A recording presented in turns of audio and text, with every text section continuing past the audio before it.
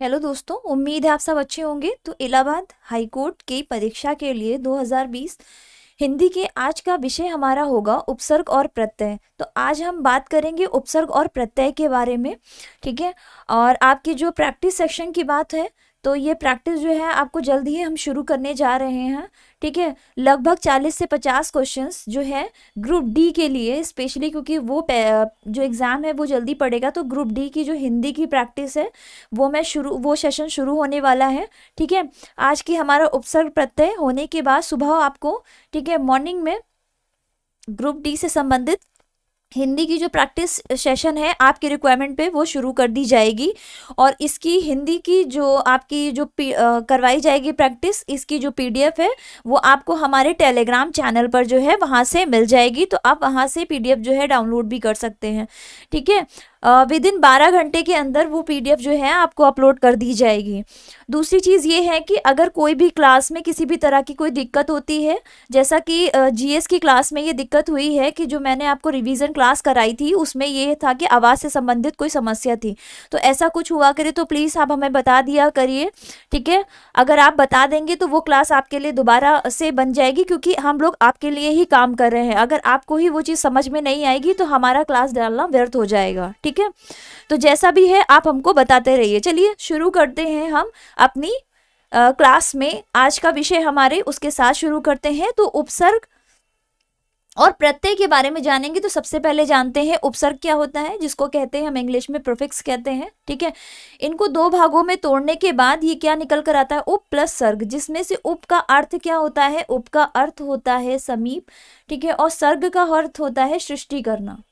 तो इस तरह से अगर पूरी तरह से हम पूरे शब्द की बात करें तो अर्थ निकल कर आता है कि किसी शब्द के समीप आकर उसमें परिवर्तन लाना या उसमें बदलाव लाना क्या कहलाता है, उपसर्ग कहलाता है। उपसर्ग जो होते हैं ये हमेशा शब्द की शुरुआत में लगते हैं, ठीक है। ये याद रखिएगा कि शब्द की शुरुआत में लगते हैं उपसर्ग, ठीक है। अब हम जानते हैं परिभाषा से हम इसके बारे में और अधिक समझने की कोशिश करते हैं कि वे शब्दांश जो किसी शब्द के आरंभ में लगकर उनके अर्थ में विशेषता ला देते हैं, ठीक है, या फिर उनके अर्थ को बदल देते हैं, तो वहाँ क्या होता है, वो क्या कहलाते हैं, वो उपसर्ग कहलाते हैं। जान लेते हैं अब एक उदाहरण से, जैसे कि परा ले लिया, ठीक है। परा का मतलब क्या होता है, पीछे चलना, ठीक है। जैसे कि पराजय, अगर जय का मतलब क्या हो गया, विजय प्राप्त करना, है ना, जय होना, विजय प्राप्त करना। उसी तरह से पराजय, जब परा लग गया इसमें तो यहाँ क्या बन जाएगा, पराजय, यानी कि हार हो जाना, ठीक है। तो यहाँ से आपको पता चल गया होगा कि परा शब्द लगने से किस तरह के बदलाव हो जाते हैं। जैसे कि क्रम में लगकर पराक्रम बन जाता है, भव में लग के पराभव बन जाता है, धीन में लगकर पराधीन हो जाता है, और भूत में यही परा लगकर पराभूत में परिवर्तित हो जाता है। और इस अर्थ की जो है विशेषता को, ठीक है, इस शब्द की जो विशेषता है, इस शब्द का जो अर्थ है उसको परिवर्तित कर देता है, ठीक है। चलिए चलिए अब हम बात करते हैं अपभ्रंश, ठीक है। अब हम बात करते हैं हिंदी उपसर्गों के बारे में। तो हम यहाँ 3 तरह के उपसर्गों के बारे में डिस्कस करेंगे। हिंदी भाषा के उपसर्ग, ठीक है, संस्कृत और उर्दू भाषा के उपसर्गों के बारे में हम जानेंगे, जिसमें से हिंदी भाषा के उपसर्ग जो है वो 10 तरह के होते हैं, जबकि संस्कृत भाषा के जो उपसर्ग हैं वो 22 तरह के होते हैं, और उर्दू भाषा के जो उपसर्ग हैं वो 19 तरह के होते हैं। अगर हम यहाँ से शुरू करते हैं हिंदी उपसर्गों के बारे में, तो हिंदी उपसर्ग जो है ये संस्कृत उपसर्गों के अपभ्रंश होते हैं। अपभ्रंश मतलब होता है किसी भी शब्द या भाषा का बिगड़ा हुआ रूप, है ना। तो ये संस्कृत भाषा के अपभ्रंश होते हैं। और ये जो है तद्भव शब्द, ये जो हिंदी के उपसर्ग हैं ये हमेशा तद्भव शब्दों के आगे लगते हैं, ठीक है। तो चलिए अब हम बात करते हैं और शुरुआत करते हैं अपभ्रंश से, ठीक है। तो आ और अन, अगर हम बात करें उपसर्गों में आ और अन, ठीक है, तो आ का अर्थ क्या हो जाएगा, यहाँ पर अभाव के सेंस में लिया जाएगा, ठीक है, अभाव के अर्थ में लिया जाता है। वहीं पर अन्य का अर्थ भी अभाव के ही सेंस में इसको भी लिया जाता है। तो आ और अन्य जहां पर जिन शब्दों के आगे लगता है उसका मतलब आपको समझ में आना चाहिए कि वहां पर किसी भी तरह के अभाव की ओर संकेत कर रहा है। जैसे कि आ से बना अचेत, ठीक है, आ से बना अचेत, यह आ से बना अनमोल, ठीक, इसके अलावा अन से क्या बनेगा, अन से बन जाएगा अनहित या फिर अनिच्छा। ठीक है, तो ये आ और अन से बने हुए शब्द होंगे। ठीक है, तो यहाँ पे क्या अभाव या फिर निषेध, अभाव या निषेध का अर्थ निकल कर आता है। अब हम बात करेंगे अध के बारे में, तो अध का अर्थ क्या आ जाएगा, यहाँ पे आधा का सेंस होगा। तो जिन शब्दों में आपको वो आधे से लगे, जैसे कि आधे के सेंस से है, जैसे कि अध कच्चा, अध कच्चा। ठीक है, तो यहाँ पर आधा कच्चा है ना, ये सेंस आ रहा है, तो ये क्या होगा, ये हमारा अध होगा, जिसका अर्थ हो जाएगा उनमें, उनके अर्थ में आएगा एक कम। ठीक है, एक कम मतलब कि संख्या की तरफ, जैसे कि 19, 29, 79, ये क्या है, इसके आगे क्या उन लगेगा। और अव, ठीक है, ये हीन, हीन या फिर निषेध की भावना है ना, जहां पर प्रकट होगी वहां समझ लीजिएगा कौन सा उपसर्ग लगा हुआ है, अब। अब से बने हुए शब्दों के बारे में हम बात करें तो अवगुण, अवगुण हो सकता है, अवगुण हो सकता है। ठीक है, तो जो हिंदी के आपको उपसर्ग है ये इंपॉर्टेंटली आपको याद करने ही करने हैं, क्योंकि ये 10 उपसर्ग हैं। ठीक है, इन 10 उपसर्गों को आप रट लीजिए। ठीक है, अगर इनके अर्थ आपको पता होंगे तो आप इससे बने हुए शब्दों को भी समझ पाएंगे। अच्छा, दू, जहां पे मैंने बताया था दू हो या फिर कु हो, ठीक है, गु हो, कु हो या फिर दुर हो, तो यहाँ पे क्या सेंस आएगा, यहाँ पे बुरे का सेंस आएगा। ठीक है, बुरे का अर्थ यहाँ पर प्रकट होता है। जैसे दू से बन गया, दू से बन गया दुकाल या फिर दुबला। ठीक है, बुरा और हीन की भावना जहां पे प्रकट होती है। ठीक है, दू जहां लगा होता है वहां समझ लीजिए वो शब्द क्या बनेगा, बुरा या हीन भावना प्रकट होगी। ठीक है, दुकाल या फिर दुबला। आगे हम बात करें, ठीक है, नी, तो नी से बने हुए शब्द कौन से होंगे, नी का भी अर्थ निषेध और अभाव के सेंस में आता है, जिससे बने हुए शब्द कौन से होंगे, निकम्मा, निकम्मा, निखरा। ठीक है, ये क्या होंगे, नी से बने। बिन में भी, बिन में या तो अभाव आएगा या तो रहित आएगा, और इससे बना शब्द होगा बिना देखा। ठीक, इसी तरह से भर में आए तो भर का मतलब क्या होता है, भर पेट है ना, जैसे कि पूरा होना, जहां पे पूरा होना या ठीक होना। ठीक है, ऐसा संसार है जैसे कि भर पेट। ठीक है, तो ये क्या हो जाएगा, मैंने आपको जब प्रैक्टिस के दौरान बताया था, जहां पे कु हो तो समझ लीजिए वहां पर बुरे का सेंस आ रहा हो, जहां पे सु हो जस्ट इसका अपोजिट हो जाएगा, यानी कि अच्छे का सेंस आएगा। ठीक है, तो कु मतलब कुसंगत, ठीक है, और सु है तो सुसंगत है, तो कुसंगत, कुसंगत का अर्थ हो जाएगा खराब, खराब संगति। ठीक है, और सुसंगत आ जाए तो अच्छी संगति। चलिए अब हम संस्कृत उपसर्गों के बारे में जान लेते हैं, जो कि 22 तरह के होते हैं। ठीक है, इन सब के बारे में हम थोड़ा शॉर्ट में पढ़ेंगे और जल्दी जल्दी पढ़ेंगे, क्योंकि उपसर्ग बहुत है और ये फिर बोरिंग लगने लगेगा। ठीक है, जहाँ पे अति क्या है, अति, अति का अर्थ क्या निकल कर आता है, हर चीज की अति होना, यानी कि बहुत ज्यादा अधिक हो जाना, है ना। तो यहाँ पे क्या हो जाएगा, अति हो जाएगा, तो जैसे कि अत्यधिक। ठीक है, अति से बना हुआ शब्द क्या हो गया, जैसे कि अत्यधिक। वहीं पे हम अधि की बात करें तो अधि में जैसे कि ऊपर या श्रेष्ठ, जैसे कि अधिकारी, जहां श्रेष्ठता प्रकट हो वहां अधि आपका उपसर्ग होगा, और ये किसके उपसर्ग है, ये संस्कृत के उपसर्ग है। ठीक है, अनु का अर्थ हो तो अनुचर पीछे या समान, जैसे कि इससे बना हुआ शब्द हो गया अनुचर। ठीक है, उसी तरह से आप अगर आए तो अपमान, है ना, तो ये क्या आ जाएगा, बुरे के सेंस में आ जाएगा, या फिर विरुद्ध के सेंस में आ जाएगा, तो अपमान, है ना। अब हम अगर बात करें अभी, अभी मतलब ओ या फिर सामने। ठीक है, तो अभिमुख, अभिलाष, ये क्या है, अभी से बने हुए हैं। अब हमारा हिंदी में भी था। ठीक है, हिंदी में भी इसी तरह से उपसर्ग जब प्रयोग किया गया तो अब का अर्थ क्या हो जाता है, नीचे या हीन भावना।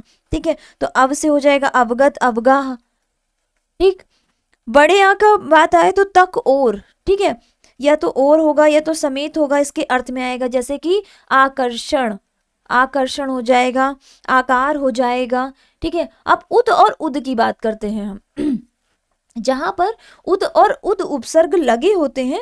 ठीक है, वहां पे आप समझ जाइएगा कि ऊपर या श्रेष्ठ की बात हो रही है। ठीक है, जैसे कि उत्कर्ष, उत्कर्ष, उपदेश, उपभेद, ये सब क्या हो जाएंगे, उत और उद से बने हुए हो जाएंगे। ठीक है,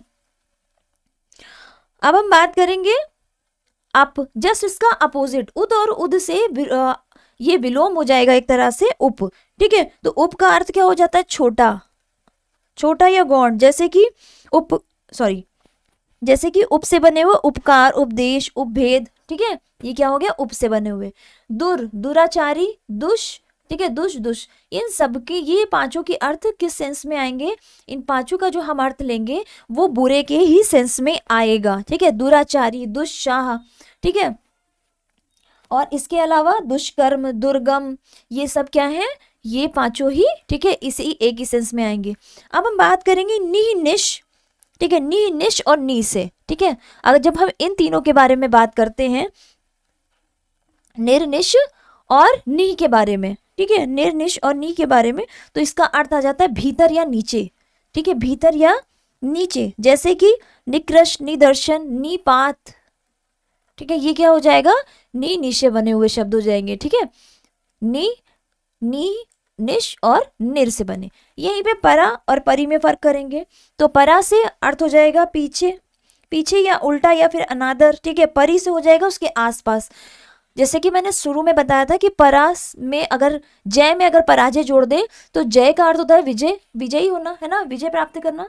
वहीं पे पराजय का अर्थ क्या हो जाएगा पराजय का अर्थ इसके जस्ट उल्टा हो जाएगा, यानी कि हार हो जाना। ठीक है, परी से हम ले सकते हैं पर्यावरण। जब हम पर्यावरण का संधि विच्छेद करते हैं तो क्या आता है, परी प्लस आवरण आता है। तो आवरण, परी मतलब होता है चारों तरफ, चारों तरफ, और आवरण का अर्थ होता है आवरण, वातावरण, है ना। तो चारों ओर हमारे विद्यमान वातावरण को क्या कहते हैं, पर्यावरण कहते हैं।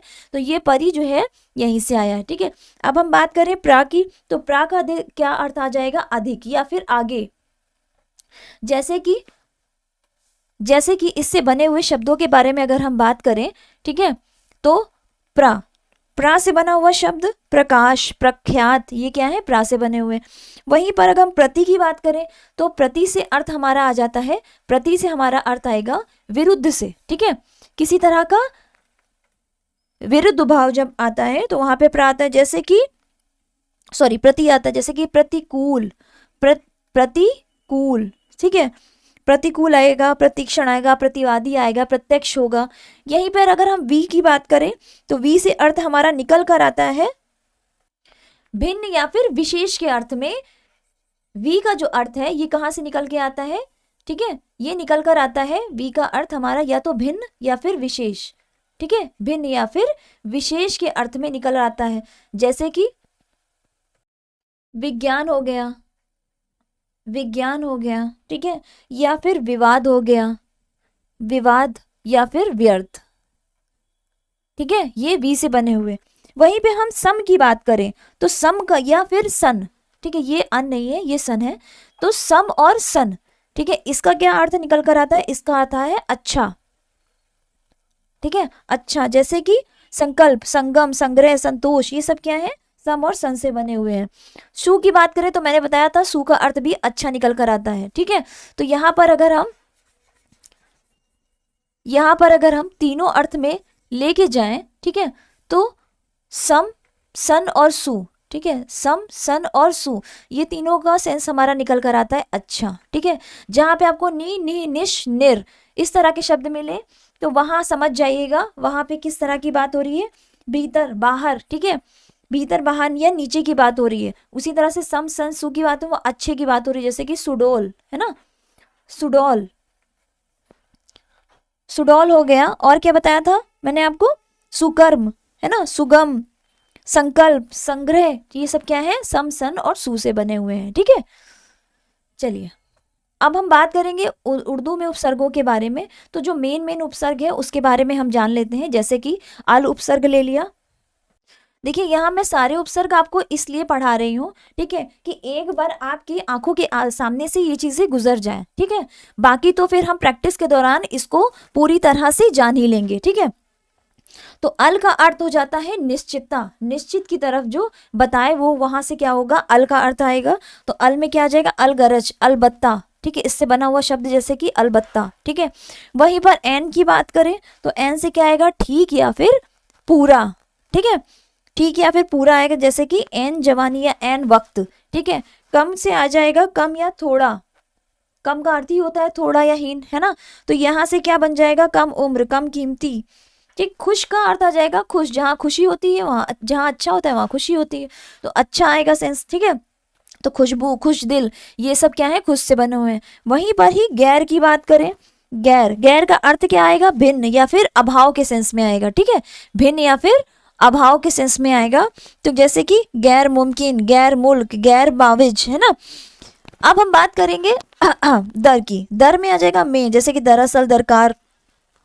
ना का अर्थ क्या आता है, ना के अर्थ में अभाव का हमें पता चलता है, ठीक है, ना के अर्थ में हमें अभाव का पता चलता है, जैसे कि ना उम्मीद, ठीक है, नादान। अब हम बात करते हैं थोड़े से, जैसे कि बा से बना हुआ, बा और बद के बारे में जान लेते हैं, ठीक है। बा और बद के बारे में, तो बा बद, बद से आ जाता है बुरा, ठीक है, बुरे के, जैसे कि बदकार, बदकिस्मत, ये क्या है, बदकार से बना, बा से बना, और बा से जैसे कि और या अनुसार, जैसे कि बनाम, और या अनुसार, जैसे कि बनाम, है ना, बनाम हो जाएगा, बदस्तूर हो जाएगा। इसके अलावा इस बा और इस बा में क्या फर्क है, यहाँ पे आ जाते हैं। तो ये इसका अर्थ क्या निकल कर, इसका निकल कर आता है साथ, ठीक है, जैसे कि बाकायदा, ठीक है, बाइंसाफ। अब हम फर्क करेंगे बिल और बिला में, जिसमें से तो बिल का अर्थ हो जाता है साथ, मतलब बा और बिल, इन दोनों का ही अर्थ क्या हो जाएगा, साथ। इस तरह से याद करिए कि इरफान खान के बेटे का क्या नाम है, बाबिल, है ना। तो बाबिल का अर्थ क्या आ गया, बाबिल का अर्थ आ गया साथ, है ना। तो ये इस दोनों का ये अर्थ क्या आएगा, साथ का आएगा, ठीक है। जैसे कि शब्द बने हुए मैंने बताइए आपको, बा कलम, बाकायदा, बाइंसाफ, बिल्कुल, है ना। बी से, बिल से बना हुआ, बिल्कुल। वहीं पे बिना से इसका सेंस जस्ट उल्टा हो जाता है, जैसे कि बिना, बिना से क्या बनेगा, जैसे कि बिलासक, बिला दिमाग, बिला कसूर, बिला ख्याल। वैसे ही बे से बना हुआ, बे का भी अर्थ बिना से ही आएगा, बिला और बे, ठीक है। अगर हम बात करें यहाँ पर बा और बिल का अर्थ साथ साथ होता है, जबकि बिला और बिल का अर्थ क्या होता है, बिना, किसी बात की जा रही है जहां पे बिना होगा, जैसे, और यहीं पे ही ला से, ठीक है, बिला, बेला, ये तीनों का ही अर्थ बिला से आएगा। बिना में क्या अर्थ हो जाएगा, लाचार, लावारिश, ठीक है, बेचारा। ये सब क्या है, ये उर्दू से बने हुए हमारे शब्द होंगे। चलिए अब हम आगे बात करते हैं प्रत्यय के बारे में। तो वो था प्रीफिक्स, ये है सफिक्स, ठीक है। प्रत्यय जो होते हैं ये क्या होते हैं, शब्द के अंत में लगते हैं, ठीक है। शब्द के जो अंत में लगते हैं वो क्या कहलाते हैं, वो प्रत्यय शब्द कहलाते हैं। परिभाषा के रूप में अगर हम कहें कि प्रत्यय उस शब्दांश को कहते हैं जो किसी शब्द या धातु के पीछे लगाकर, ठीक है, कोई नया शब्द बनाया जाता है। जैसे कि मूर्ख के पीछे अगर ता प्रत्यय लगा दें तो क्या बन जाएगा, मूर्खता बन जाएगा, ठीक है। बात करते हैं प्रत्यय के भेदों के बारे में। तो प्रत्यय के कितने भेद होते हैं, प्रत्यय दो प्रकार के होते हैं, कृदंत प्रत्यय और तद्धित प्रत्यय, ठीक है। तो कृदंत प्रत्यय और उसके प्रकारों के बारे में, जो कि 6 प्रकार के होते हैं, उनके बारे में बात करेंगे, और तद्धित प्रत्यय के बारे में भी आज हम जानेंगे। तो छोटे से डिस्कशन के साथ शुरू करते हैं कि कृदंत प्रत्यय क्या होते हैं। तो कृदंत प्रत्यय और तद्धित प्रत्यय में ये फर्क होता है कि कृदंत प्रत्यय जो होते हैं वो धातु के अंत में प्रयुक्त होते हैं, क्रिया या धातु के अंत में प्रयुक्त होते हैं। अच्छा, धातु क्या होती है, धातु होता है क्रियापद का अंश, ठीक है। क्रियापद का एक तरह का अंश होता है, ठीक है, एक तरह का भाग होता है जो क्रिया में सभी रूपों में, ये क्रिया के सभी रूपों में पाया जाता है। इसीलिए यहाँ पर ये लिखा गया कि क्रिया या धातु के अंत में, ठीक है, प्रयुक्त होते हैं, और इनके योग से बने शब्द क्या कहलाते हैं, कृदंत कहलाते हैं। वहीं पे तद्धित की बात करें तो वो क्रिया और धातु को छोड़कर जिन शब्दों के बाद में जो शब्दांश जुड़ते हैं उन्हें क्या कहते हैं, तद्धित प्रत्यय कहते हैं, ठीक है। तो जो कृदंत प्रत्यय है इनको धातुज नाम और क्रियानवाचक शब्द भी इनको क्या कहा जाता है। उदाहरण के तौर पर जैसे कि गवैया, बनावट, ढकना, चलनदार, ठीक है, खेलक्कड़, पैरक, त्यागी, ठीक है, बचत, ये सब क्या है, ये कृदंत प्रत्यय के उदाहरण हैं। अब हम जानेंगे कृदंत प्रत्यय के भेदों के बारे में। तो जैसा कि हमने आपको बताया था कि ये 6 तरह के होते हैं, कौन कौन से, भाव से बने हुए कृदंत, ठीक है, कृत्य से बने, कर्म से बने, करण से बने, और और कर्तवाचक कृदंतीय विशेषण और क्रिया द्वैतक कृदंतीय विशेषण, ये 6 तरह के कृत्य होते हैं। चलिए सिंपल लैंग्वेज में हम जानते हैं कि जहाँ पर भाव हो, जिस क्रिया और धातु शब्द में भाव, ठीक है, प्रत्यय जुड़कर जहाँ पर भाव का अर्थ प्रकट होता है तो वहाँ पे क्या होगा, भाववाचक कृदंत होगा। ठीक है, परिभाषा में अगर हम जाने कि जिन कृदंत शब्दों के द्वारा क्रियाओं के भाव का पता चले वो क्या होते हैं, भाववाचक कृदंत होते हैं। जैसे कि गुजारा, गुजारा में क्या प्रत्यय जुड़ा है, ठीक है, गुजार क्या हो गया, गुजार एक तरह की क्रिया या धातु पद हो गया। ठीक है, गुजारा, अब जब किसी की चीज का गुजारा किया जाता है तो यहाँ पे क्या जुड़ जाता है, एक तरह का भाव जुड़ जाता है। ठीक है, उसी तरह से जोकर, जोकर जोक में जब रा जोड़ा जाता है तो ये क्या बन जाता है, जोकर। इसी तरह से लिखना, ठीक है, लिख में जब आवट जुड़ जाता है तो क्या बन जाता है,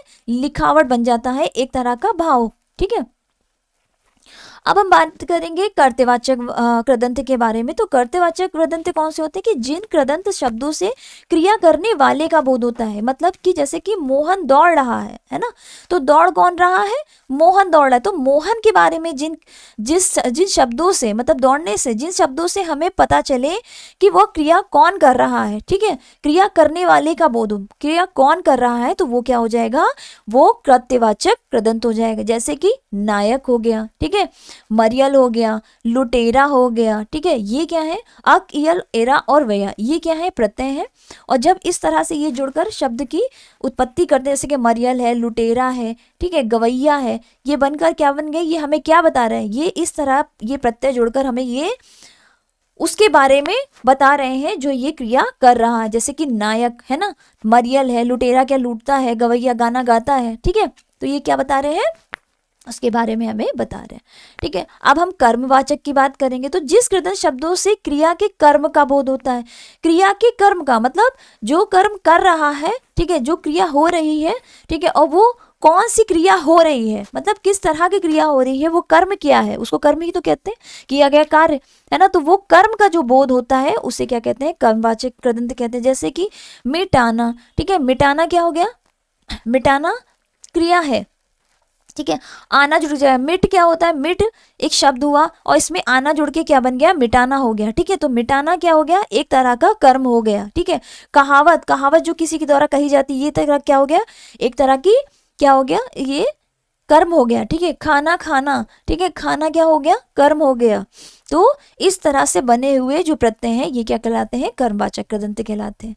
वहीं पे हम करणवाचक की बात करें तो जिन कृदंत शब्दों से किसी के साधन का बोध होता है। अब जो हम कर्म कर रहे हैं तो हम किस साधन के द्वारा उस कर्म को कर रहे हैं, ठीक है, तो वहां पे क्या होगा, वहां करणवाचक कृदंत हो जाएगा। जैसे कि ठेला, ठेले पे क्या सब्जी लगती, झाड़ू। ठीक है, और हमें इसके बारे में प्रत्येक का भी ध्यान देना कि बड़े आ से बना ठेला, ऊ से बना झाड़ू, न से बना बेलन, है ना, नी से बना कस, कस में क्या जुड़ा, ना। ठीक है, ये ना है, कस में क्या जुड़ा, ना। ठीक है, तो कसना, यहाँ पे क्या आपको पता चला, ये साधन हो गए ना, बेलन से रोटी बेली जाती, झाड़ू लगाई जाती है ना, तो ये क्या हो गया, ये साधन हो गए। तो यहाँ पे क्या होगा, करणवाच्य। अच्छा, ये याद रखिएगा कि क्रिया का बोध भी आपको होगा, क्रिया, ठीक है, क्रिया धातु का बोध जरूर होगा आपको, वहां पे क्या हो जाएंगे, कृदंत वाक्य हो जाएंगे। ठीक है, अब हम बात करेंगे इसके 5वें भाग के बारे में। तो ये क्या हो जाएगा, कर्तव्य कृदंतीय विशेषण। अच्छा, इसके बारे में अगर हम जाने कि जिन कृदंत शब्दों से क्रिया के विशेषण का बोध होता है, क्रिया किस तरह की है, ठीक है, क्रिया की विशेषता क्या है, अगर इसके बारे में पता चलता है, ठीक है, क्रिया की क्वालिटी एक तरह की, ठीक है, उसको क्या कहेंगे हम, वहां पे कर्तव्यवाची कृदंतीय विशेषण होता है। जैसे कि आवना, सु प्लस आवना, तो मौसम कैसा है, सुहावना है। तो यहाँ पे क्या हो रहा है, क्रिया तो है ही है, ठीक है, क्रिया की विशेषता से, ठीक है, क्रिया की विशेषता भी प्रकट हो रही है। ठीक है, आगे हम बात करेंगे, ठीक है, रोना एक तरह की क्रिया है। ठीक है, इसमें ना जुड़कर क्या बन जाता है, रोना। ठीक है, तो लड़की रो रही है ना, रोना हो गया ना, तो ये क्या हो गया, एक तरह की विशेषता हो गई। यह रोतलू है, ठगनी, ये क्या हो गया, विशेषण बन गया इससे। 10वां, ये क्या हो गया, विशेषण बन गया। ठीक है, अब विशेषण कैसे बनते हैं ये आपको हम आगे की क्लास में बताएंगे। अभी हम थोड़ा सा इसके बारे में जान लेते हैं। ठीक है, क्रिया द्योतक कृदंतीय विशेषण, तो जिन कृदंत शब्दों से क्रिया का बोध हो, ठीक है, जिन कृदंत शब्दों से क्रिया का बोध होता है वहां पे क्या होता है, कृदंतीय क्रियाद्योतक कृदंतीय विशेषण होते हैं, जैसे कि औना, खिलौना, औना जुड़ के देखो खेलना क्या हो गया, क्रिया हो गई, ठीक है, खिल, और औना जुड़कर इसमें क्या बन गया, खिलौना। डूबना, ठीक है, और डुबकी, यहाँ पे क्रिया का बोध हो रहा है, छिल, छिलना, ठीक है, मिचौनी, छावनी, यहाँ से क्या हमें सेंस आ रहा है कि यहाँ पे क्रिया का बोध हो रहा है, तो ये क्या हो जाएगा, क्रिया के साथ साथ उसकी विशेषता भी बता रहा, तो ये क्या हो जाएगा, क्रियाद्योतक कृदंतीय विशेषण हो जाएगा। अब हम बात करेंगे तद्धित प्रत्यय के बारे में। पहले हमने कृदंतीय विशेषण कृदंतीय प्रत्यय के बारे में जाना था, जो कि 6 प्रकार के थे। अब हम बात करेंगे तद्धित प्रत्यय के बारे में, और ये कितने तरह के होते हैं, ये भी 6 तरह के होते हैं, है ना। तो अब इनको परिभाषित रूप से जानने की कोशिश करेंगे। तो धातुओं को छोड़ शेष शब्दों के पीछे जो प्रत्यय लगाने से जो शब्द बनते हैं उन्हें क्या कहते हैं, तद्धित प्रत्यय कहते हैं। जैसे कि लूट से ना जुड़ा तो क्या हो गया, लूट, ठीक है, लूट समझना। मारना से मार को समझना, जांचना से जांच को समझना, पहुंचना से पहुंच को समझना, ठीक है, ये क्या हो गए, ये तद्धित प्रत्यय हो गए। तद्धित प्रत्यय के भेद के बारे में जाने तो ये जो है तद्भव और देशज शब्दों के अंत में, ठीक है, प्रत्यय जुड़कर बनते हैं, ठीक है। जैसे कि 6 प्रकार के कौन कौन से हैं, भाववाचक तद्धित, कृत्यवाचक, गुणवाचक, ठीक है, इसके अलावा उन्तावाचक, इसके अलावा स्थानवाचक और स्त्रीवाचक। चलिए अब हम जान लेते हैं भाववाचक तद्धित के बारे में। देखिए अगर आपको अच्छे से नहीं भी समझ में आ रहा है तो जब आप क्वेश्चन करेंगे ना तब आपके माइंड में ये क्लियरिटी आने लगेगी, ठीक है। तो अभी आपको पैनिक या परेशान होने की जरूरत नहीं है, ये सिर्फ एक मतलब आप एक रीडिंग की तरह इसको करते चले जाइए, ठीक है। जब आप ये पूरा कर लेंगे और जब आपके सामने क्वेश्चन आएगा तो आप आंसर इजिली कर लोगे। चलिए भाववाचक तद्धित के बारे में बात करें तो जिन प्रत्ययों के जुड़ने से संज्ञा या विशेषण शब्द भाव का बोध कराने लगते हैं, ठीक है। तो ये संज्ञा का जहां बोध कराएं या फिर विशेषण शब्द भाव का बोध कराएं तो वहां पे क्या होंगे, भाववाचक तद्धित होंगे, ठीक है। जैसे कि घमासान, ठीक है, घमासान, बहुतायत में बहुत, ठीक है, मिठास में मिठ, घटती में घट, ठीक है, आपस में आप। यहाँ पे क्या है, संज्ञा और विशेषण के बारे में, ठीक है, शब्द हो। जैसे कि बहुतायत में तो बहुत क्या हो गया, बहुत एक तरह का विशेषण है, ठीक है। तो यहाँ विशेषण का हमें क्या करा रहा है, बोध करा रहा है। वहीं पे अगर हम आपस में ले लें तो आप क्या हो गया, आप एक तरह की, आप क्या है, संज्ञा है, ठीक है, सा जुड़कर इसमें क्या बन गया, आपस बन गया, ठीक। अगले की तरफ बढ़े तो कर्तवाचक तद्धित की बात करें तो जिन प्रत्ययों के जुड़ने से काम के करने वाले का बोध या कराने वाले, ठीक है, तो वहां पे क्या होते हैं, तद्धित बनते हैं। जैसे कि दुधार, दुधार क्या होते हैं, दूध दूहने वाले। मछुआ क्या होता है, मछली पकड़ने वाला। सपेरा, सांप पकड़ने वाला, ठीक है। तो ये क्या है, ये क्या है हमारे, ये कर्तवाचक, ठीक है। हमें यहाँ पे कर्ता के बारे में पता चल रहा है, ठीक है, कर्ता का बोध हो रहा है, ठीक है। तो यहाँ पे क्या हो जाएगा, कर्तवाचक तद्धित हो जाएगा। गुणवाचक, जहाँ पे हमें गुणों का पता चले, ठीक है, जिनमें में गुण का बोध हो। जैसे कि एग्जाम्पल समझ लेते हैं बड़े आ से, ठीक है।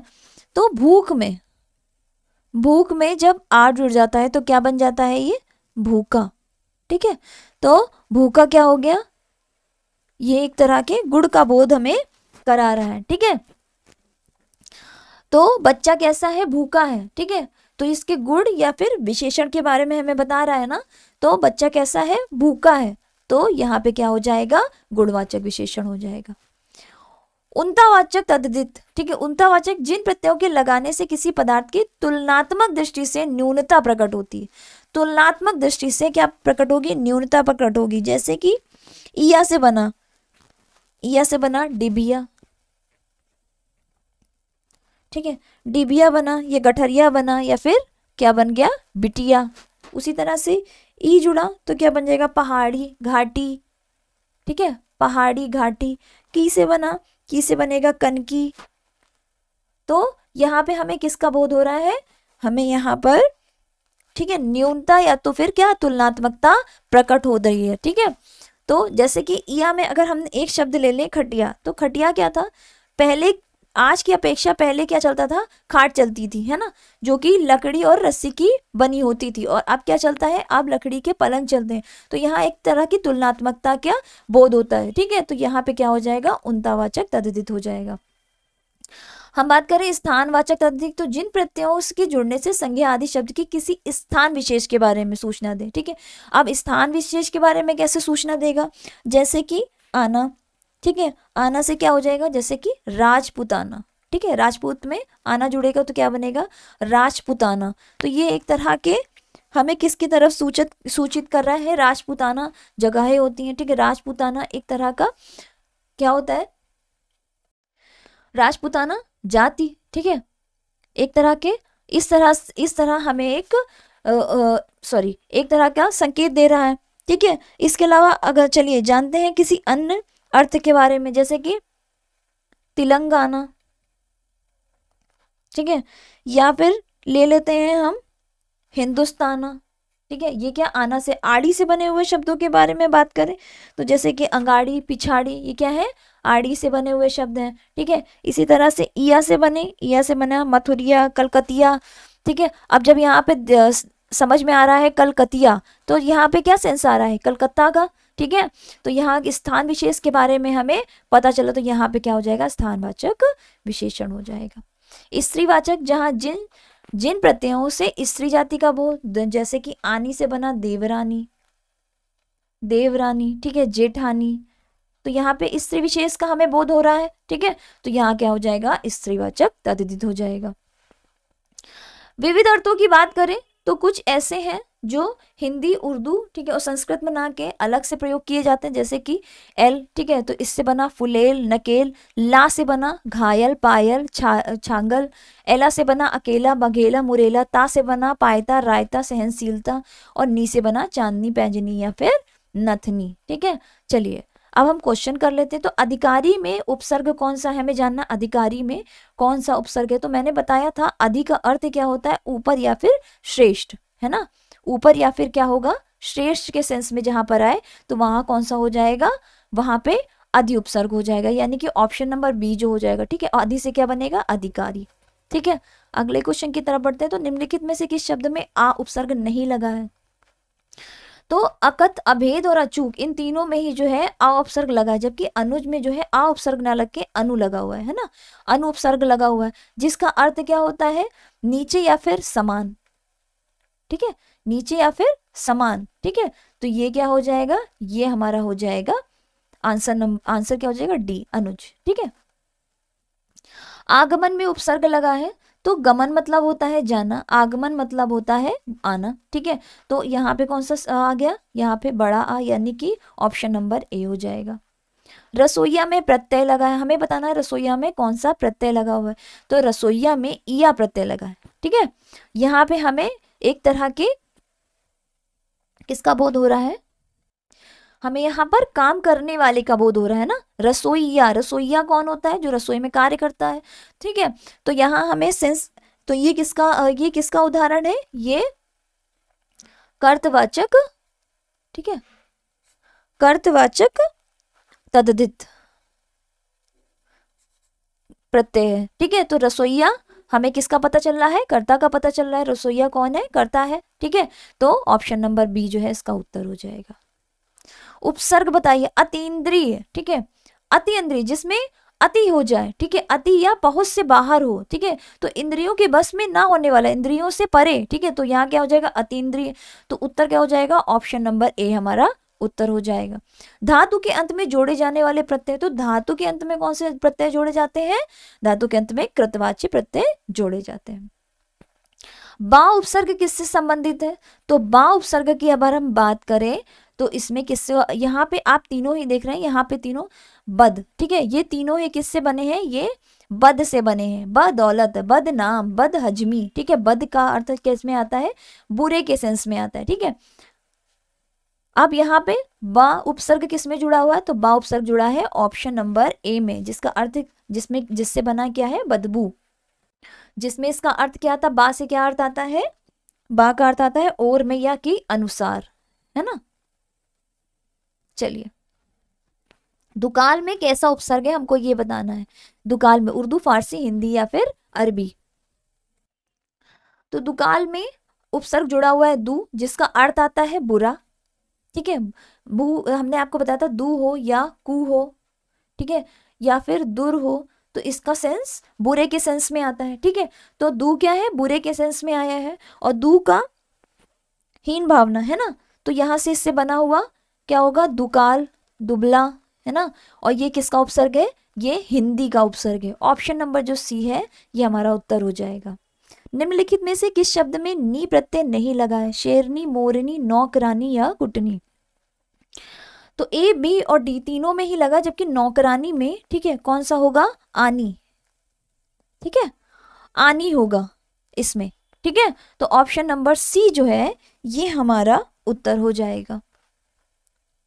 सो थैंक यू क्लास, ये हमारी उपसर्ग प्रत्यय की क्लास थी, ठीक है। ये छोटा सा टॉपिक था, ठीक है। आपको इतना पैनिक होने की जरूरत नहीं है, जब मैं क्वेश्चन आपको प्रैक्टिस करवाऊंगी, ठीक है, तो आपको जो ये नियम है, जो भी उपसर्ग है और जितने भी है, ये आपको पूरी तरह से रटा दिए जाएंगे। आपको इसमें परेशान होने की बिल्कुल भी जरूरत नहीं है। मैंने डिटेल में इसलिए बताया क्योंकि आपकी आंखों के सामने इसका एक बार गुजर जाना जरूरी है। अभी जो आंखों के सामने, उसके बाद जब आपने क्वेश्चन किए होंगे तो आपको समझ में आ गया होगा कि कितना ईजिली जो है हमारा ये जो है उपसर्ग प्रत्यय जो है कंप्लीट हो जाएगा, ठीक है। तो क्वेश्चन प्रैक्टिस हमारी कल से स्टार्ट हो जाएगी, ठीक है, ग्रुप डी के लिए, क्योंकि उसका एग्जाम पास में है। तो ग्रुप डी की जो प्रैक्टिस है, ठीक है, वो हिंदी प्रैक्टिस उसकी स्टार्टिंग कर दी गई है, और जो टॉपिक छूटे गए हैं वो भी आपके समय से पहले कंप्लीट करा दिए जाएंगे। So thank you for your support, ठीक है। और क्लास कैसी लगती है, अगर आपको ये क्लास नहीं भी अच्छी लगती है तब भी आप टेलीग्राम चैनल पर हमें बताइए, ताकि हमें भी अपनी क्लास में सुधार करने का मौका मिले और हमारे पढ़ाने का जो अंदाज है या तरीका है उसमें बदलाव करें, ठीक है। जैसा आप अगर बताओगे तभी हम ये बदलाव जो है कर पाएंगे, ठीक है। So thank you so much हमसे जुड़ने के लिए।